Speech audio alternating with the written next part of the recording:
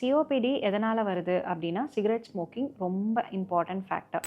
And increase in air பொல்யூஷனும் அதுக்கு important cos.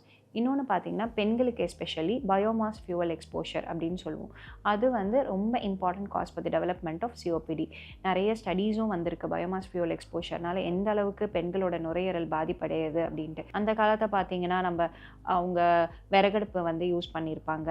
ரொம்ப எல்லாத்துக்குமே யூஷுவல் குக்கிங்லேருந்து எல்லாத்துக்குமே விறகடுப்பு யூஸ் பண்ணியிருப்பாங்க. இப்போ கூட பார்த்தீங்க அப்படின்னா, சில பேர் வீட்டிலலாம் சுடு தண்ணி காய வைக்கிறதுக்கு மட்டும் விறகடுப்பு. ஸோ இந்த விறகடுப்பு யூஸ் பண்ணுறதுங்கிறது பரவலாக யூஸ் பண்ணிக்கிட்டே இருக்கிற ஒரு விஷயமா தான் இருக்குது. அண்ட் இப்போ காலகட்டத்தில் பார்த்தீங்கன்னா, because of LPG cylinder shortage, திருப்பியும் சில பேர் வந்து எல்லாத்தையும் விட்டுட்டு திருப்பியும் ஊருக்கு போயிட்டு திருப்பியும் விறகடுப்பு யூஸ் பண்ணுற ஒரு நிலைமை வந்திருக்கு. ஸோ இதனால் என்ன நடக்கலாம் அப்படின்னு பார்த்தீங்கன்னா, இதுவே அப்படியே வந்து நீண்டுக்கிட்டே போகுது அப்படின்னா டெஃபினட்டாக அதனால் டெவலப்மெண்ட் ஆஃப் சிஓபிடி ரொம்ப நாள் யூஸ் பண்ணுறாங்க அப்படின்னு நாள்பட்ட நுரையீரல் அடைப்பு நோய் வர்றதுக்கான வாய்ப்புகள் அதிகமாகவே இருக்குது.